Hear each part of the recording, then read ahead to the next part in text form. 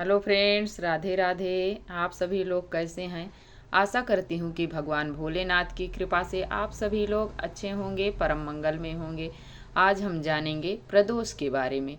तो साल 2025 में मार्च के महीने में फाल्गुन मास के शुक्ल पक्ष में आने वाले प्रदोष का नाम क्या है और इस व्रत की पूजा विधि भी जानेंगे और व्रत कथा भी जानेंगे। इस वीडियो में आप सभी बने रहिए ताकि आप सभी को सभी महत्वपूर्ण बातें मिल सके। तो चलिए वीडियो को शुरू करते हैं।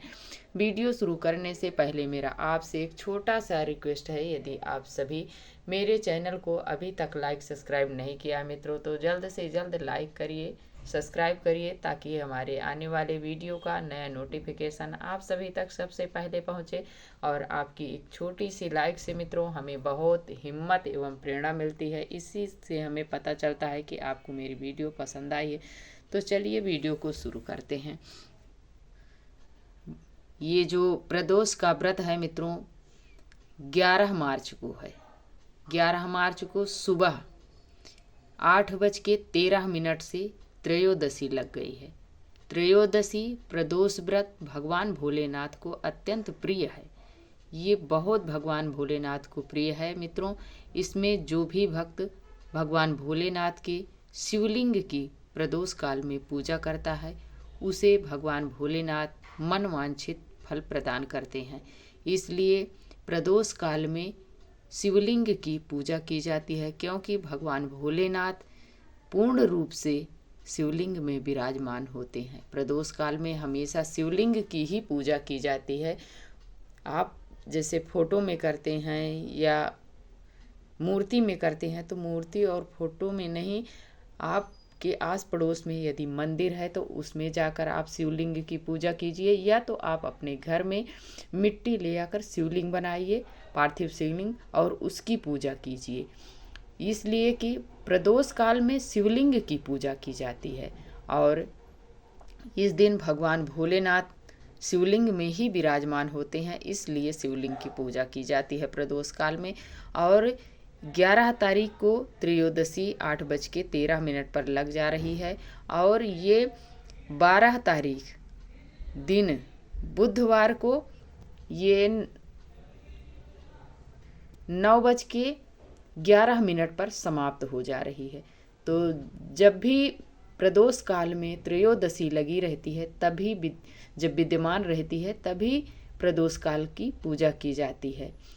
तो इसलिए अब की बार 11 मार्च को दिन मंगलवार को ये प्रदोष काल का व्रत रखा जाएगा मित्रों। जो भी भक्त करते हैं उन्हें इस दिन शुद्ध एवं सात्विक भोजन ग्रहण करना है, लहसुन प्याज वगैरह नहीं खानी है। जो भक्त नहीं व्रत रखते हैं वो भी इस दिन शुद्ध सात्विक भोजन ग्रहण करें और प्रदोष काल में भगवान भोलेनाथ की पूजा कर लें। पूजा करने से भगवान भोलेनाथ की कृपा प्राप्त होती है। इस दिन भगवान भोलेनाथ शिवलिंग में विराजमान होते हैं पूर्ण रूप से, इसलिए भक्त की हर मनोकामना बहुत शीघ्र ही पूर्ण हो जाती है मित्रों। तो जैसे जिसके घर में जैसे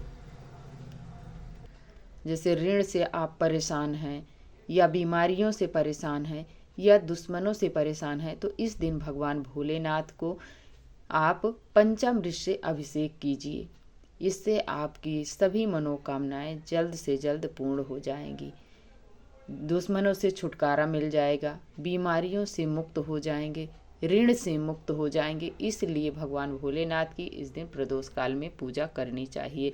और पूजा में भगवान भोलेनाथ की शिवलिंग पर आप धतूरा चढ़ाइए, समी पत्ता, बेल पत्र, ये सभी चीज़ें भगवान भोलेनाथ को अत्यंत प्रिय हैं मित्रों। इसलिए यदि आप के बच्चे की पढ़ने में बिल्कुल मन नहीं लगता है, आपकी नहीं सुनता है, तो उसे इस दिन ले जाइए शिवलिंग पर जो जौ होता है उसे चढ़वाइए अपने बच्चे से। देखिए फिर कितना जल्दी वो आपकी सभी मनोकामनाएं पूर्ण होने लगेंगी। इसलिए आप ज़रूर अपने बच्चों से करवाना चाहिए। यदि आपका बच्चा ठीक है फिर भी यदि शाम के समय प्रदोष काल में अपने बच्चों से शिवलिंग के सामने बैठकर उसे एक घी का दीपक जलवाएं उसकी देखिए बुद्धि कितनी तेज होती है। जिसके बच्चों में, जैसे ढेर लोग बताते हैं कि हमारे बच्चे पढ़ते हैं और वो भूल जाते हैं, तो ये सारी समस्याएं दूर हो जाती हैं मित्रों। तो आप अपने बच्चों से घी का दीपक शाम के समय प्रदोष काल में जरूर जलवाइए। और जैसे आपके भाई से नहीं बनती है, आपके पति पत्नी में नहीं बनती है, तो आप पंचामृत से जरूर भगवान भोलेनाथ को अभिषेक कीजिए। दही से, दूध से, घी से, शक्कर से, शहद से आप स्नान करवाइए। और यदि आपको धन संबंधी समस्या है तो आप गन्ने के जूस से भगवान भोलेनाथ का अभिषेक कीजिए।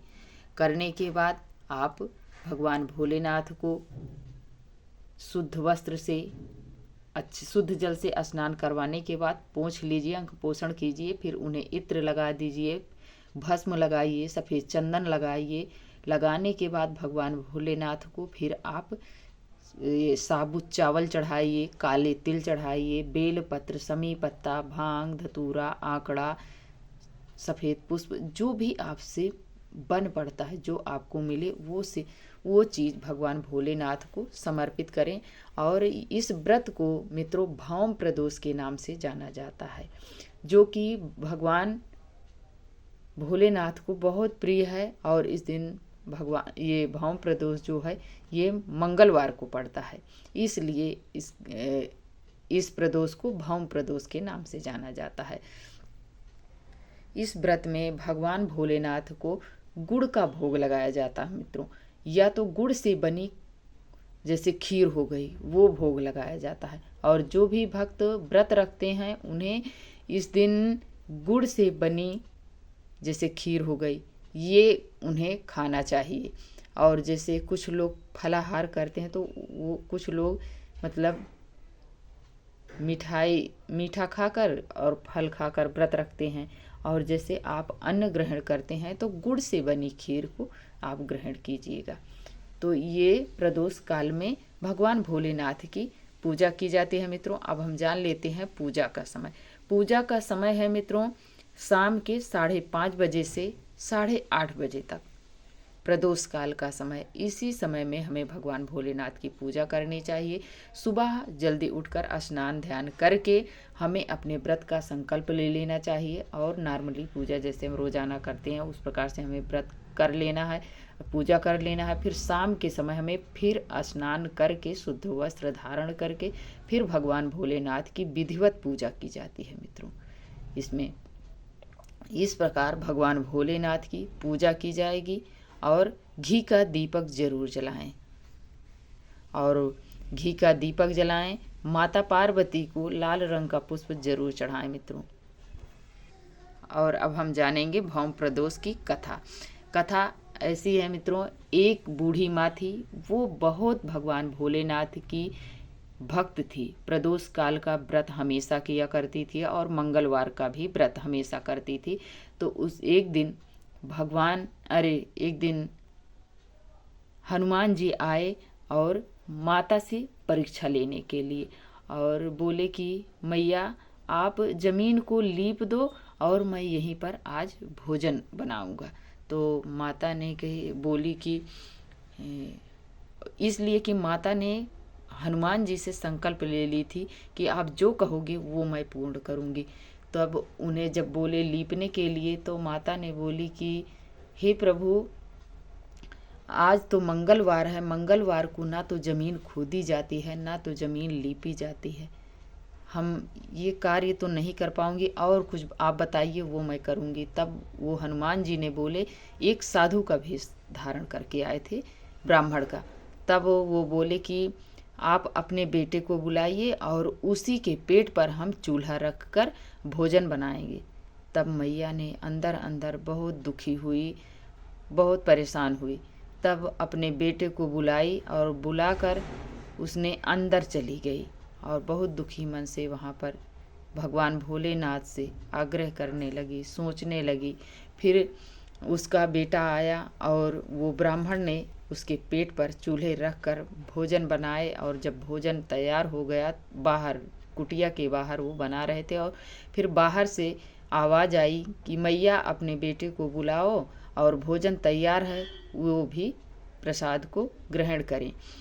तब वो मैया अंदर अंदर दुखी थी, बोली कि हे विप्रवर, अब मुझे और दुखी मत करो, आप भोजन पाइए, मेरा बेटा है कहाँ जो आएगा। तब वो बोले कि आप बुलाइए, तो आप नाम लेकर बुलाओ। जब वो अपने बेटे का मैया नाम लेकर आवाज़ लगाई, तब वो बेटा दौड़ा दौड़ा आया और अपने माता से लिपट गया। तब हनुमान जी ने साक्षात दर्शन दिए। हे मैया, मैं आपकी इस पूजा से, आपकी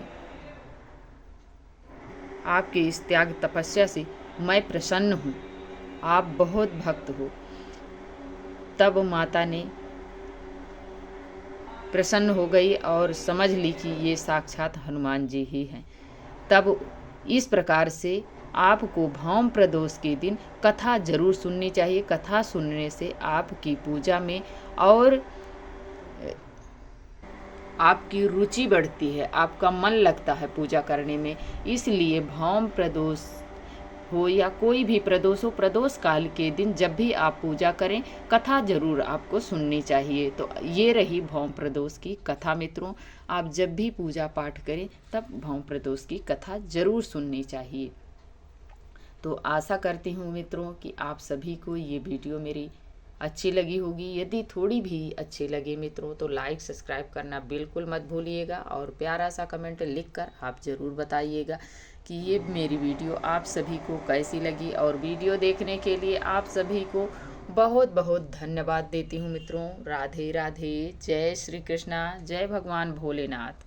अब मिलती हूँ एक और नए वीडियो के साथ, तब तक के लिए जय श्रीमन्नारायण।